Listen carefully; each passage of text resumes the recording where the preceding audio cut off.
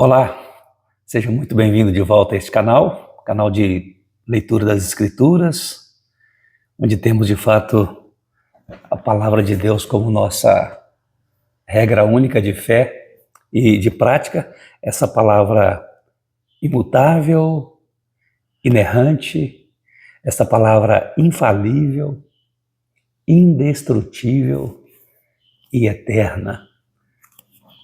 Lâmpada para os nossos pés e caminhos, pão que nos sustenta. Louvado seja Deus por esse livro e pela palavra de Deus presente aqui, trazendo a revelação de Deus para nós. Esse livro não contém a palavra de Deus, como alguns afirmam. Esse livro é a palavra de Deus para nós.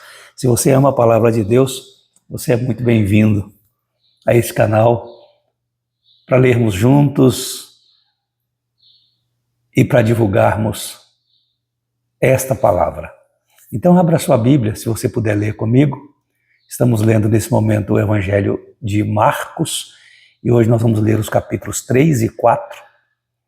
Então abra sua Bíblia, se você puder ler, ou um aplicativo aí em seu dispositivo móvel ou no seu notebook, e leia comigo. Se você não puder ler, ouça com toda atenção a leitura que farei agora dos capítulos 3 e 4 do Evangelho de Jesus Cristo, segundo o relato de Marcos, a narrativa de Marcos. Lendo, capítulo 3, começa com o homem da mão ressequida.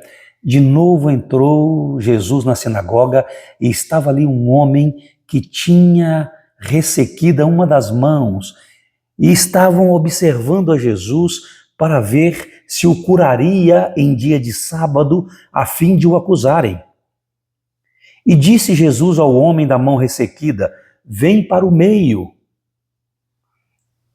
Então lhes perguntou: é lícito nos sábados fazer o bem ou fazer o mal? Jesus perguntando a eles, porque sabia o que estava no coração daquelas pessoas, né? Salvar a vida ou tirá-la? O que é lícito? Mas eles ficaram em silêncio, olhando-os ao redor. Indignado e condoído com a dureza do seu coração, disse ao homem: estende a mão. Estendeu-a e a mão lhe foi restaurada. Retirando-se os fariseus, conspiravam logo com os herodianos contra ele, em como lhe tirariam a vida. Jesus se retira, a cura de muitos à beira-mar. Retirou-se Jesus com os seus discípulos para os lados do mar.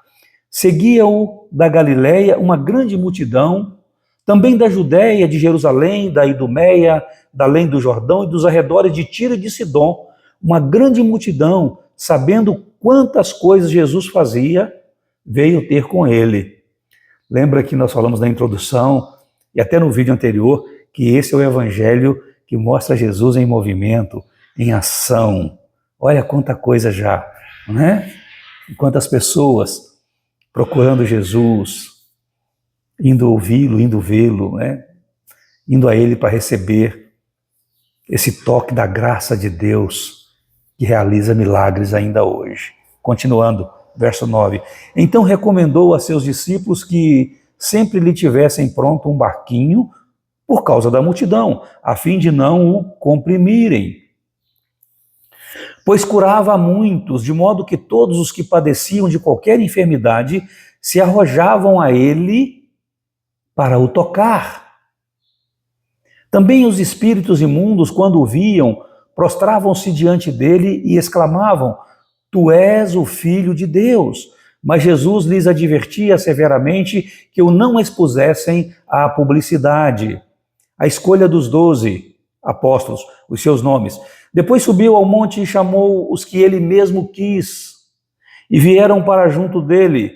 Então designou 12 para estarem com ele e para os enviar a pregar e a exercer a autoridade de expelir demônios.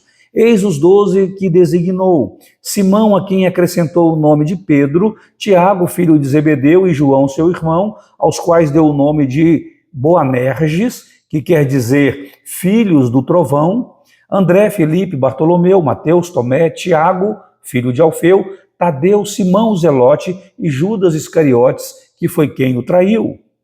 A blasfêmia dos escribas. Então ele foi para casa, não obstante a multidão afluiu de novo, de tal modo que nem podiam comer. E quando os parentes de Jesus ouviram isto, saíram para o prender. Porque diziam, está fora de si. Os escribas que haviam descido de Jerusalém diziam, ele está possesso de Belzebu. E é pelo maioral dos demônios que expele os demônios. Então, convocando-os, Jesus lhes disse por meio de parábolas, como pode Satanás expelir a Satanás? Se um reino estiver dividido contra si mesmo, tal reino não pode subsistir. Se uma casa estiver dividida contra si mesma, tal casa não poderá subsistir. Se, pois, Satanás se levantou contra si mesmo e está dividido, não pode subsistir. Mas perece. Ninguém pode entrar na casa do valente para roubar-lhe os bens, sem primeiro amarrá-lo, e só então lhe saqueará a casa. Em verdade vos digo que tudo será perdoado aos filhos dos homens, os pecados e as blasfêmias que proferirem, mas aquele que blasfemar contra o Espírito Santo não tem perdão para sempre, visto que é réu de pecado eterno. Isto porque diziam, está possesso de um espírito imundo. A família de Jesus. Nisto chegaram sua mãe e seus irmãos e, tendo ficado do lado de fora, mandaram chamá-lo.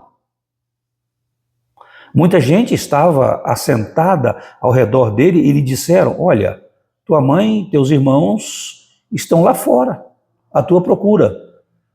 Então ele lhes respondeu dizendo, quem é minha mãe e meus irmãos?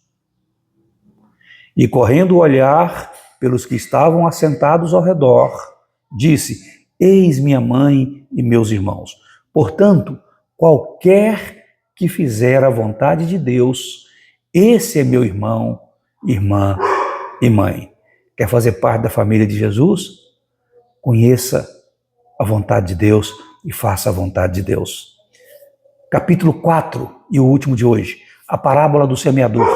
Voltou Jesus a ensinar à beira-mar e reuniu-se numerosa multidão a ele, de modo que entrou num barco onde se assentou, afastando-se da praia, e todo o povo estava à beira-mar na praia. Assim lhes ensinava muitas coisas por parábolas no decorrer do seu doutrinamento. Ouvi, eis que saiu o semeador a semear, e ao semear uma parte caiu à beira do caminho, e vieram as aves e a comeram. Outra caiu em solo rochoso, onde a terra era pouca, e logo nasceu, visto não ser profunda a terra. Saindo, porém, o sol a queimou, e porque não tinha raiz, secou-se. Outra parte caiu entre os espinhos, e os espinhos cresceram e a sufocaram, e não deu fruto. Outra, enfim, caiu em boa terra e deu fruto, que vingou e cresceu, produzindo a 30, a 60 e a 100 por um. E acrescentou, quem tem ouvidos para ouvir, ouça. A explicação da parábola. Quando Jesus ficou só, os que estavam junto dele com os 12 o interrogaram a respeito das parábolas.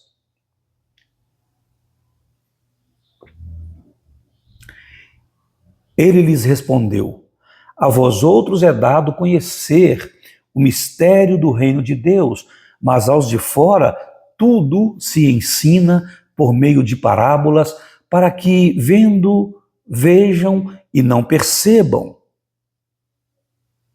e ouvindo, ouçam e não entendam, para que não venham a converter-se e haja perdão para eles.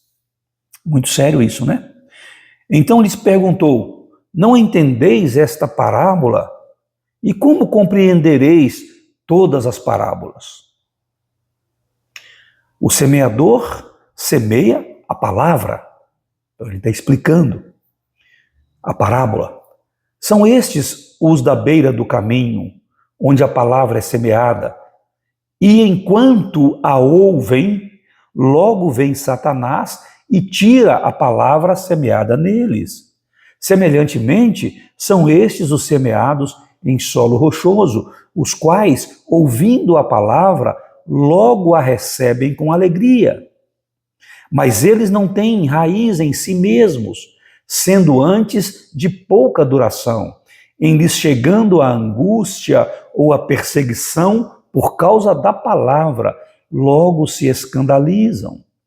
Os outros, os semeados entre os espinhos, são os que ouvem a palavra, mas os cuidados do mundo, a fascinação da riqueza e as demais ambições, concorrendo, sufocam a palavra, ficando ela infrutífera. Os que foram semeados em boa terra são aqueles que ouvem a palavra e a recebem, frutificando a 30, a 60 e a 100 por um. A parábola da candeia. Também lhes disse: vem porventura a candeia para ser posta debaixo do alqueire ou da cama, não vem antes para ser colocada no velador? Pois nada está oculto, senão para ser manifesto, e nada se faz escondido, senão para ser revelado. Se alguém tem ouvidos para ouvir, ouça. Então lhes disse: atentai no que ouvis. Com a medida em que tiverdes medido, vos medirão também. E ainda se vos acrescentará, pois ao que tem se lhe dará, e ao que não tem, até o que tem lhe será tirado. A parábola da semente. Disse ainda: o reino de Deus é semelhante, o reino de Deus é assim como se um homem lançasse a semente na terra. Depois dormisse e se levantasse de noite e de dia, e a semente germinasse e crescesse, não sabendo ele como. A terra por si mesma frutifica, primeiro a erva, depois a espiga, e por fim o grão cheio na espiga. E quando o fruto já está maduro, logo se lhe mete a foice, porque é chegada a ceifa. A parábola do grão de mostarda. Disse mais: a que semelharemos o reino de Deus? Ou com que parábola o apresentaremos? É como um grão de mostarda, que quando semeado é a menor de todas as sementes sobre a terra. Mas uma vez semeada, cresce e se torna maior do que todas as hortaliças. E deita grandes ramos, a ponto de as aves do céu poderem aninhar-se à sua sombra. Por que Jesus falou por parábolas? E com muitas parábolas semelhantes lhes expunha a palavra, conforme o permitia a capacidade dos ouvintes. E sem parábolas nada lhes falava. Tudo, porém, explicava em particular aos seus próprios discípulos. Jesus acalma uma tempestade. Naquele dia, sendo já tarde, disse-lhes Jesus: passemos para outra margem. E eles, despedindo a multidão, o levaram assim como estava no barco. E outros barcos o seguiam. Ora, levantou-se grande temporal de vento, e as ondas se arremessavam contra o barco, de modo que o mesmo já estava a encher-se de água. E Jesus estava na popa, dormindo sobre o travesseiro. Eles o despertaram e lhe disseram: Mestre, não te importa que pereçamos? E ele, despertando, repreendeu o vento e disse ao mar: acalma-te, emudece. O vento se aquietou e fez-se grande bonança. Então lhes disse: por que sois assim tímidos? Como é que não tendes fé? E eles, possuídos de grande temor, diziam uns aos outros: quem é este que até o vento e o mar lhe obedecem? Louvado seja Deus. E assim chegamos ao final da leitura de hoje. Que bom que você está aqui. Deixa aí o seu like e compartilhe o nosso vídeo. Se ainda não se inscreveu em nosso canal, se inscreva, meu amigo, porque aqui tem palavra de Deus todo dia. Todo dia.